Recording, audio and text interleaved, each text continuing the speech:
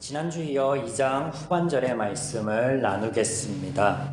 본문의 내용을 크게 세 부분으로 나눌 수 있겠습니다. 이 세 부분에는 세 부류의 사람들이 등장합니다. 말씀을 준비하다 보니 떠오르는 영화 제목이 하나 있었습니다. 2008년에 개봉된 놈놈놈, 좋은 놈, 나쁜 놈, 이상한 놈, 이런 영화였죠.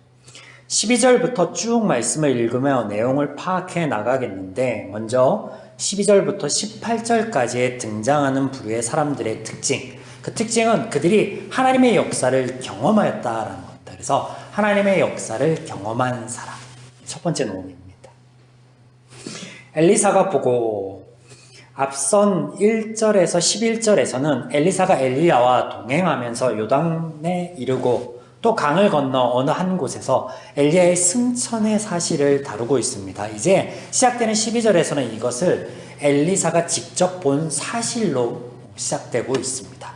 그런데 이 구절은 사실 사실에 대한 전달 외에도 엘리사의 요구와 더불어서 엘리야가 한 말에 대하여 관련되어서 매우 특별한 의미를 가집니다.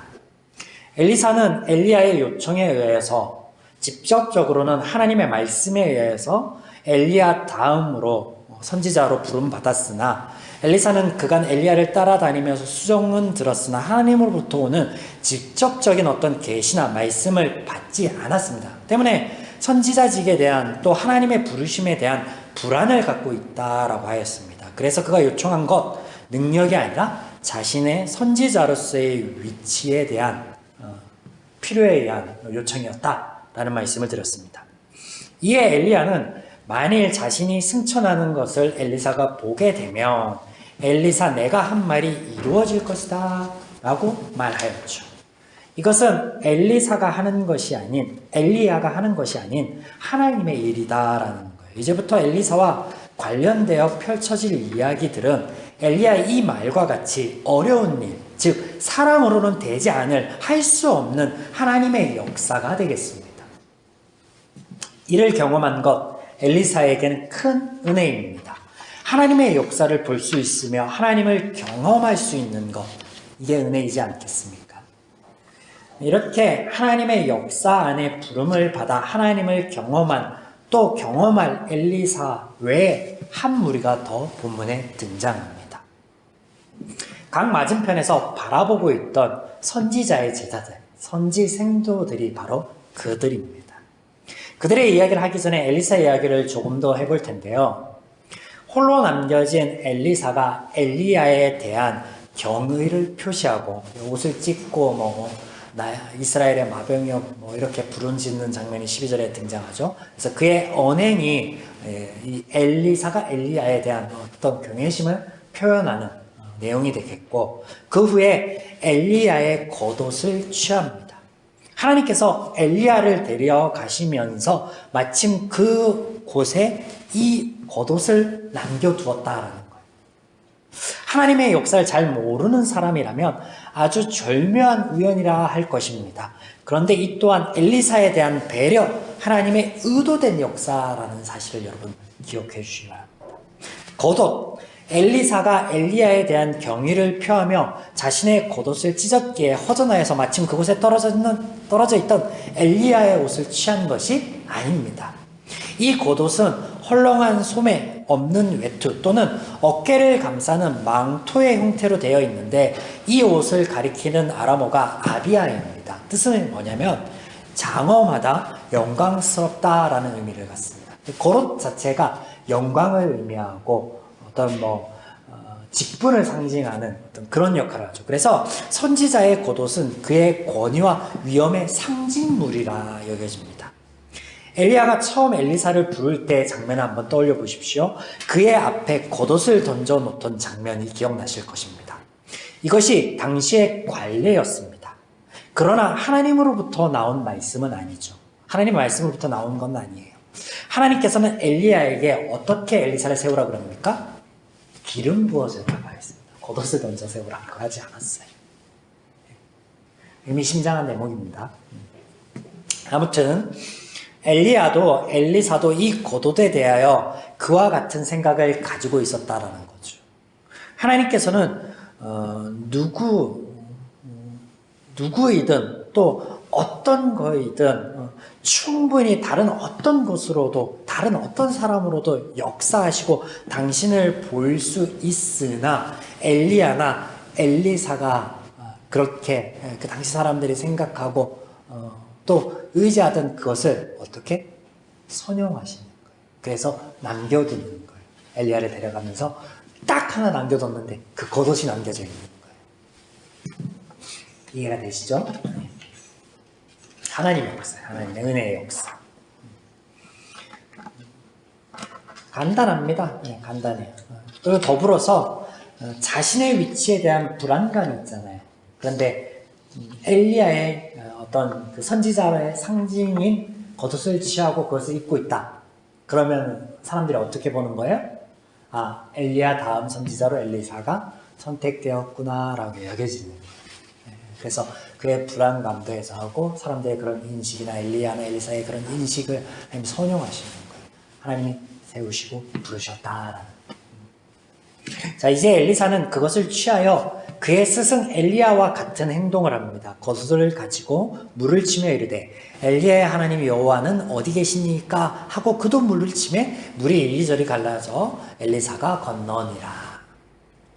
배운 것이 도둑질이라는 말처럼 엘리야가 한 것을 엘리사가 똑같이 합니다. 그도 물을 치매. 재밌는 표현이죠. 여호와는 어디 계십니까? 물을 치며 하나님을 부르는데 이게 어떤 의미냐면 나를 부르시고 엘리야 다음 이스라엘의 선지자로 세우신 하나님 어디 계십니까? 이제 나에게 보이시고 해야 할 것들을 알게 하소서라는 엘리야의 호소의 의미입니다. 이에 너무나 당연하게도 엘리야 때와 동일한 하나님의 역사가 이루어지고 더불어 엘리사를 위하여 하나님이 그 하나님의 역사를 간접적으로 목도한 이 선지 생도들의 무리를 통하여서 엘리사를 위한 하나님의 역사가 재차 일어납니다. 그게 뭐예요? 엘리사에게 확신시켜주는 장면인데 맞은편 여리고에 있는 선지자의 제자들이 그를 보며 말하기를 엘리야의 성령이 하시는 역사가 엘리사 위에 머물렀다 하고 가서 그에게 나아가 땅에 엎드려 그에게 경배하고. 자, 간접적으로 엘리야와 엘리사의 행적을 멀리서 지켜보던 자들이에요. 하나님의 역사를 간접적으로 경험하였는데 직접적으로 하나님의 역사를 경험하고 또 함께하였던 엘리야와 엘리사 간에 있었던 말을 지금 인용하고 있습니다. 이게 무슨 말이냐면요. 그들이 강 건너편에서 지켜보고 있었기 때문에 엘리야가 엘리사야 도대체 네가 나에게 이렇게까지 집착하고 따라오는 이유가 뭐니? 라고 물어보고 그에 대한 대답을 한 것을 그들이 강 건너편에서 들을 리가 없어요. 근데 하나님의 어떤 성령의 역사로 인해서 불안해하고 자신의 위치에 대해서 또 하나님의 부르심에 대해서 염려하는 엘리사를 위한 하나님의 역사, 재확인의 역사가 어떻게 일어나냐면 그 선지 생도들의 입에서 엘리사와 엘리야 간에 있었던 그 대화를 인용하여서 그대로 들려주신단 말이에요, 하나님이. 겉옷을 남겨두는 것뿐만 아니라 이것이 우연이 아니라 하나님의 역사라는 거죠. 둘만에 있었던 비밀스러운 대화가 다른 선지 생도들의 입에서 나옴을 확인시켜주는 것. 엘리사에게. 네. 그래서 나오는 거예요. 맞은편 여리고에 있는 선지자의 제자들이 그를 보며 말하기를 엘리야의 성령이 하시는 역사가 엘리사 위에 머물렀다. 엘리야의 성령이 하시는 역사라는 이 말을 엘리사가 두 배로 구합니다. 이게 그 장자의 권한, 그 위치에 대한 확인이라는 말씀 드렸죠. 하여튼 그것을 그대로 그 생도들의 입에서 나오게 하심으로 확인시켜 주신 하나님의 은혜의 역사. 네. 그리고 그들 하나님의 역사를 간접적으로 경험하였으나 알 수 없는 선지자의 제자들, 선지 생도들은 엘리사에게 간구를 합니다. 엘리야의 시체, 몸을 찾을 수 있게 허락하여 달라고. 그럴 필요 없다라고 하는데 정말로 민망하게까지 이렇게 눌러붙어서 찾아야 됩니다 하고 간청을 하는 장면이 등장하죠. 여러분, 왜 지금 이들이 이것을 요구하죠? 그들은 당시 그 지역 사람들이 생각하고 있는 한 관념에 젖어 있는 거예요. 그게 뭐냐면 이분법적 사고인데 사람의 혼과 몸을 나누어서 보는 거예요. 그래서 하나님께서 엘리야를 데려갔어요. 이건 확실한데 어떻게 데려갔는지는 보지 못했어. 그러나 그들의 관념 안에서, 그들의 생각 안에서는 하나님이 데려가실 때 혼을 데려가시고 몸은 두고 가셨을 것이다 라고 생각하는 거예요. 그래서 그 안에서 이런 요청이 이루어지고 있는 거예요. 몸을 찾을 리가 없죠. 찾을 리가 없죠. 하나님께서 하신 일이기에 죄인의 방식과 죄인의 사고와 다름을 보여주고 있죠. 기다리고 있던 엘리사가 의미심장한 미소를 지으며 그들을 맞이하며 이야기합니다. 내가 가지 말라고 하지 않았느냐. 엘리야 때와 같이 엘리사도 이런 일들, 또 일어날 일들을 통해 하나님을 알아가고 하나님을 배워가는 거예요. 그래서 하나님의 역사가 엘리야와 함께하듯 엘리사와 지금 함께하고 있는 거예요. 12절에서 18절 하나님의 역사를 경험한 첫 부류의 사람들입니다.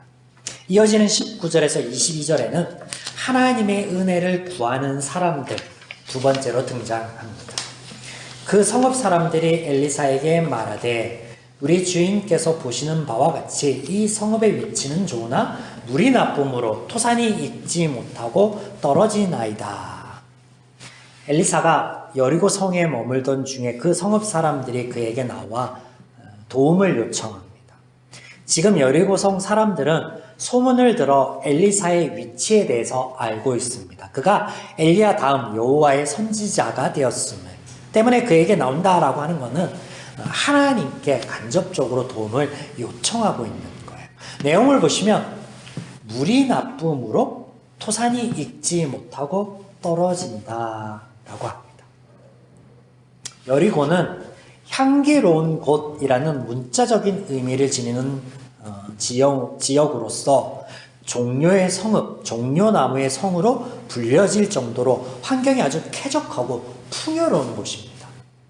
그러나 언제부터인지 물이 오염되었고 토산이 익지 못하고 떨어지게 되었습니다. 혹자들은 이것이 이스라엘 백성이 가나안에 들어올 당시 여호수아가 한 말 때문이다라고 하지만 확인되지 않은 사실입니다. 오히려 여호수아가 관련되어 있다라고 하면 문제가 되지 않을까 싶습니다. 왜냐하면 하나님이 그곳 사람들을 저주한 것처럼 비춰지기 때문에 그렇습니다. 하나님께서는 사람들을 저주할 리가 없습니다. 이스라엘과 가나안의 여리고성의 사람들이 다른가? 하나님 편에서는 동일해요. 그들은 하나님의 은혜가 필요한 죄인들이라는 거예요. 저주할 리가 없습니다.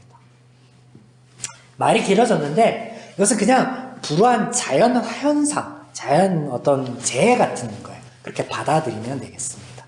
실제로 오늘날 그 지형에 발생하는 어떤 그 방사선 오염이 있고 실제로 그 샘이 존재하거든요. 여리고라는 지형. 지금 다른 이름으로 부르지고 있지만 거기서 여전히 깨끗한 물이 거기서만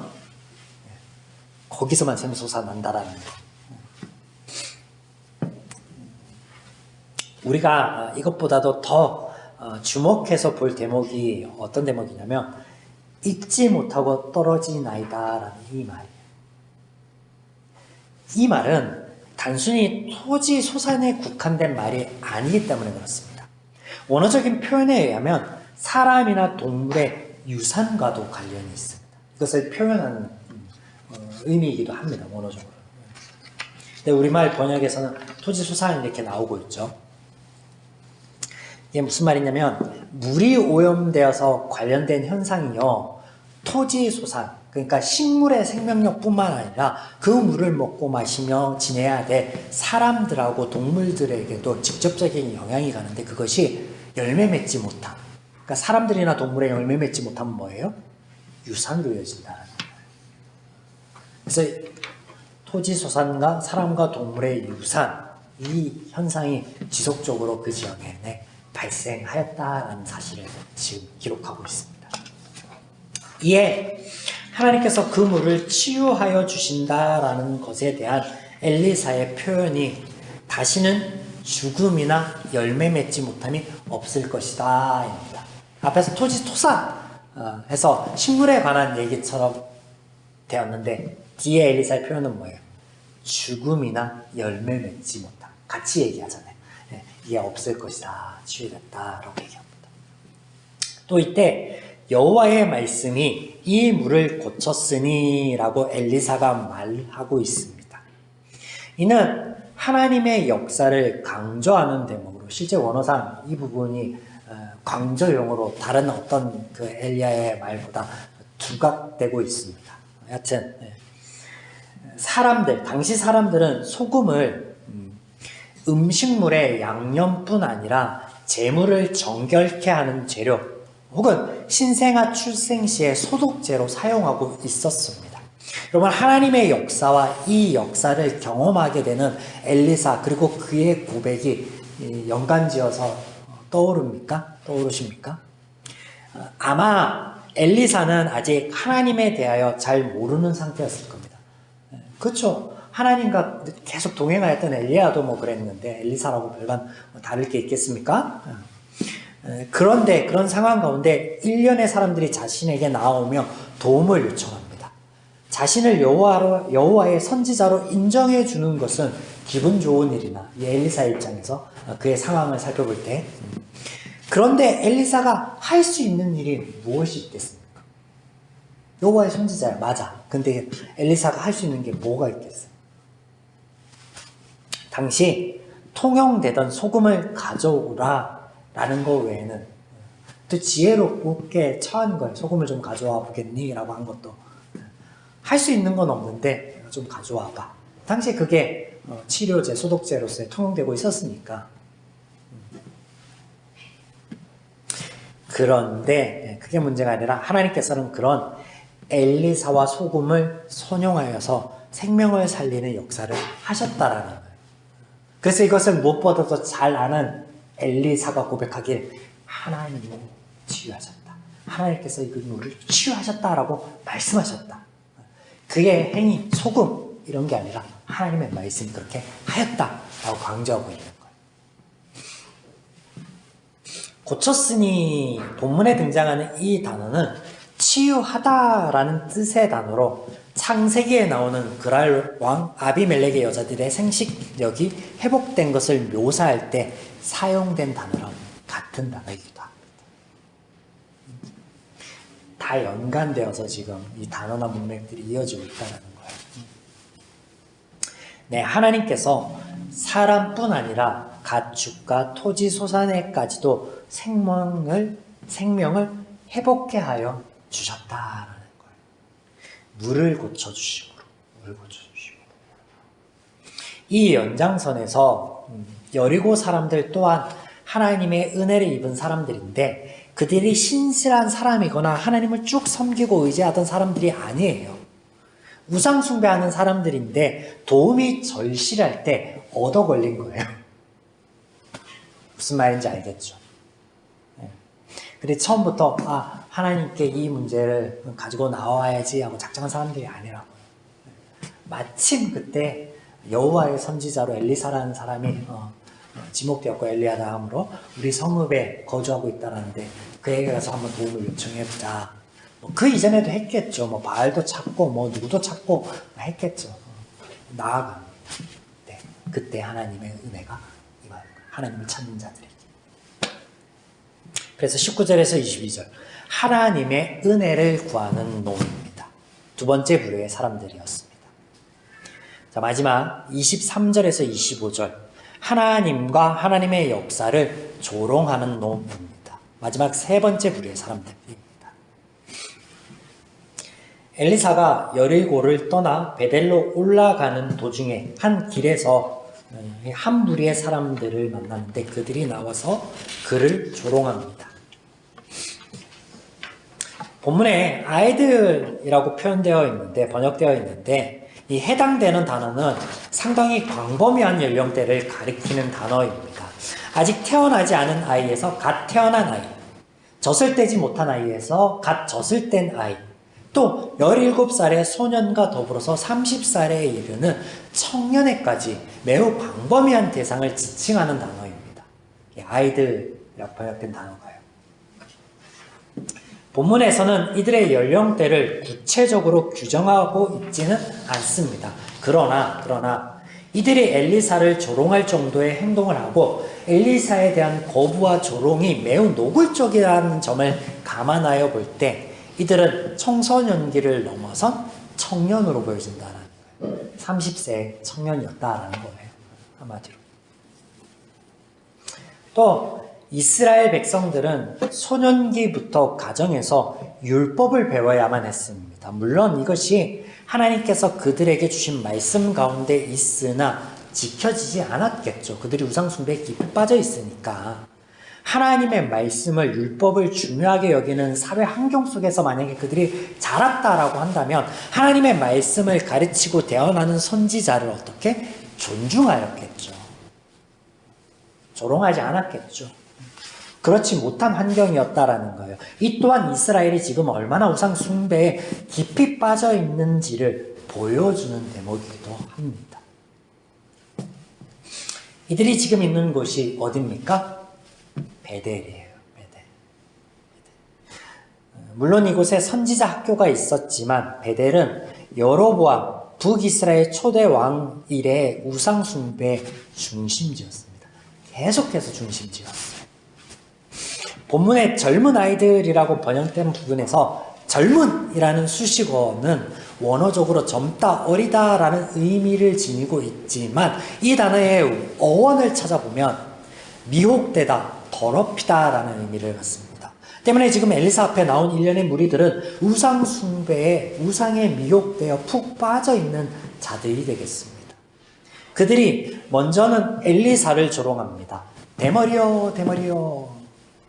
고대 근동의 대머리는요 아주 불명예스러운 것으로 간주되었고 또 신벌의 표징으로 간주되기도 하였습니다. 그러나 그들은 엘리사가 병으로 인한 것이 아니었음에도 불구하고 엘리야와 비교하여 비꼬아서 조롱하고 있습니다. 엘리야는 엘리사와 달리 머리가 길고 숱이 많은 사람이었다라고 합니다. 이 조롱이 2번 반복됩니다. 고의적으로, 계획적으로 일어난 사실이다라는 것을 보여주고 있는 대목이죠. 더 나아가 올라가라라는 표현을 그들이 합니다. 올라가라. 대머리에 올라가라, 대머리에 올라가라 할 때 이 올라가라. 이는 엘리사 개인에 대한 조롱이 아니라 엘리사를 엘리야 다음 선지자로 삼으신 하나님의 결정과 권위에 대한 조롱이기도 합니다. 무엇 때문이냐? 이 올라가라는 이 단어가 11절에 엘리야의 승천을 묘사할 때 사용된 직접적인 단어라는 거예요. 종합하면 이런 조롱이 되겠습니다. 너의 스승 엘리야가 하늘로 올라갔다면서 그처럼 엘리사 너 역시 하늘로 사라질 것이지 어찌하여 베델로 발을 들어놓으려 하니? 이런 말이 됩니다. 그래서 엘리사와 엘리야 그리고 하나님의 역사 하나님까지도 비꼬아 조롱하는 것입니다. 이에 엘리사가 여호와의 이름으로 저주하매 저주를 하였다. 본문은 엘리사가 자신을 조롱하였기 때문에 화풀이하듯 그들을 저주했다라고 기록하고 있지 않습니다. 우리가 읽을 때 우리 눈으로 볼 때 그렇게 보이지만 그렇게 기록하고 있지 않다라는 거예요. 저주하매라는 단어는 가볍게 여기다 혹은 멸시하다라는 뜻으로 엘리사는 여호와의 이름으로 그들을 대적하고 그들의 말을 지금 무시하고 있는 거예요. 단순히 저주하였다, 그들이 욕하는 것처럼 욕하였다 이런 말이 아니에요. 하나님의 이름으로 그들을 대적하였다. 어떤 그 영적인 싸움을 지금 비춰주고 있습니다. 성경 원어상 의미는 그런 거예요. 그랬더니 숲풀에서 암코미 2마리 나와서 그들 모두를 죽입니다. 숫곰이 아니라 암코미 나왔다. 그것도 한 마리가 아니라 2마리가 나왔다. 이 대목은 이 일이 결코 우연이 아니라 하나님의 역사였다라는 것을 보여주는 대목입니다. 앞서서 2번 그들이 계획적으로 아주 체계적으로 하나님과 하나님의 사람을 조롱하였던 것처럼 동일한 재밌는 표현이죠. 두 번 반복되면서 여기까지 말씀을 듣고 아니 뭐야 그러면 엘리사가 저주한 것이 아니면 하나님께서 당신이 모욕당함에 그들을 죽인 것인가? 라고 문득 생각이 들 수도 있겠습니다. 결론 아닙니다. 제가 이 말씀을 풀어서 들려드리기 전에 묵상하면서 개인적으로 제가 나름 상상해 본 것을 한번 말씀드려 보고 싶습니다.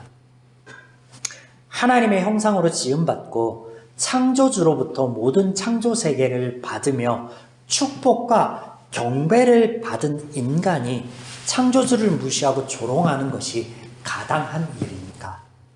하나님의 창조물 중 하나인 곰이 이 말을 듣고 저 입을 찢어버려야겠다라고 뛰쳐나온 것은 아닌가, 그런 상상을 좀 해봤습니다.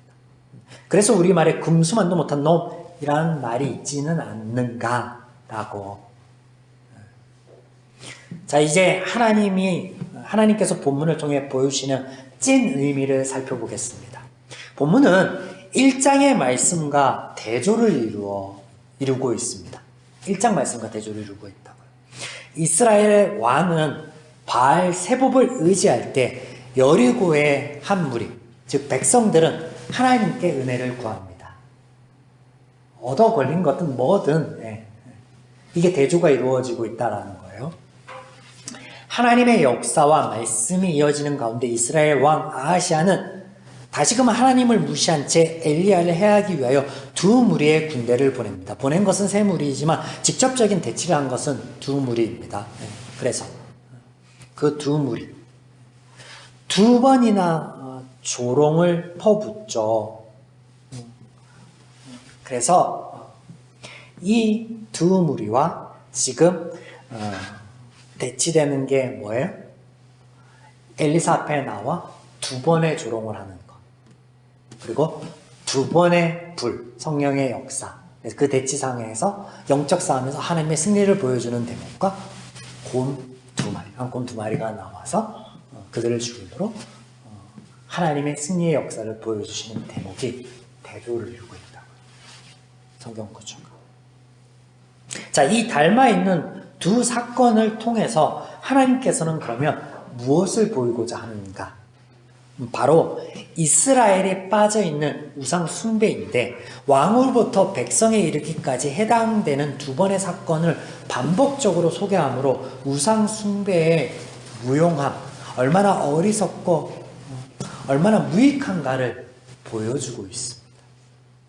그 가운데 우상 숭배로 인하여서 죽음으로 치닫는 한편의 길을 보여주고 또 다른 편에서 죽음에서 생명으로 이르는 길을 하나님께서 보여주십니다. 바로 하나님을 찾고 하나님을 의지하는 길. 비록 죄인은 옳은 길, 선한 선택은 못하지만 죽지 않기를 바라시는 하나님의 심정이, 하나님의 마음이 이 구절들 속에서 비춰지고 있다는 거예요.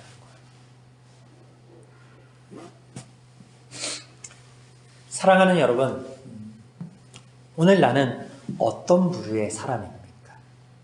하나님의 역사를 경험한 사람, 하나님의 은혜를 늘 구하는, 채워도 부족한 그런 영적 갈급함에 시달리는 사람, 혹은 하나님의 역사를 조롱하는 사람, 하나님의 역사라 치부되어서 나에게 이익이 될 때는 찬양을 하고 그렇지 못한 환경에서는 늘 원망을 하는 사람. 여러분, 어떤 부류이든 우리 삶 가운데 생명을 주신 하나님을 잊지 않았으면 좋겠습니다. 그리고 하나님 안에서 늘 옳은 선택, 선한 선택을 하여 하나님과 더불어서 걸어가는 이들이기를 주님의 이름으로